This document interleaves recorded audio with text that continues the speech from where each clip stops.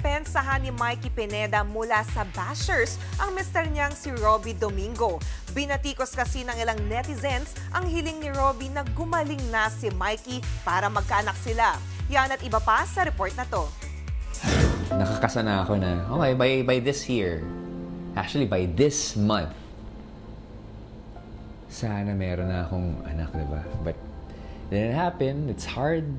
Hindi napigilang maging emosyonal ng TV host na si Robby Domingo nang sabihin niya sa isang video ang kanyang birthday wish. Yan ay ang magkaanak na sila ng misis niyang si Mikey Pineda. Maybe it's not time yet. Not yet. But I'm hoping na mangyari yun. Matatandaang na-diagnosed last year si Mikey na isang rare autoimmune disease na nagdudulot ng skin rashes, pamamaga at pananakit ng muscle. First things first, I want Mikey's sickness to be gone so that we can go back to our original plan, and that's my wish for my birthday.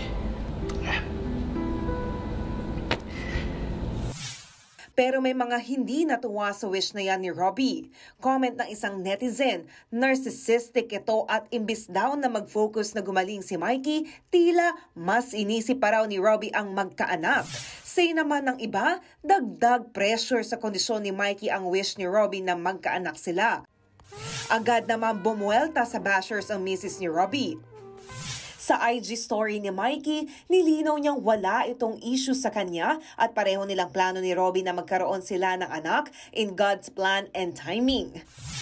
Handa rin naman daw silang maghintay ng tamang panahon. Sa huli, nagpasalamat si Mikey sa mga sumusuporta at nagdadasal para gumaling siya.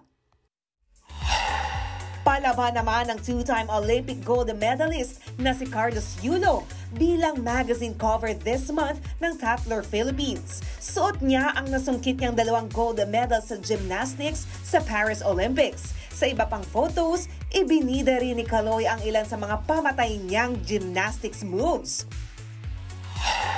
Hindi rin nagpatalo sa kanyang photoshoot para naman sa Miss Cosmo 2024 ang pambato nating si Atisa Manalo. Channeling her inner classic Filipina vibes ang peg ng beauty queen, kung saan naging inspirasyon niya rito ang Filipino-German film icon na si Paraluman.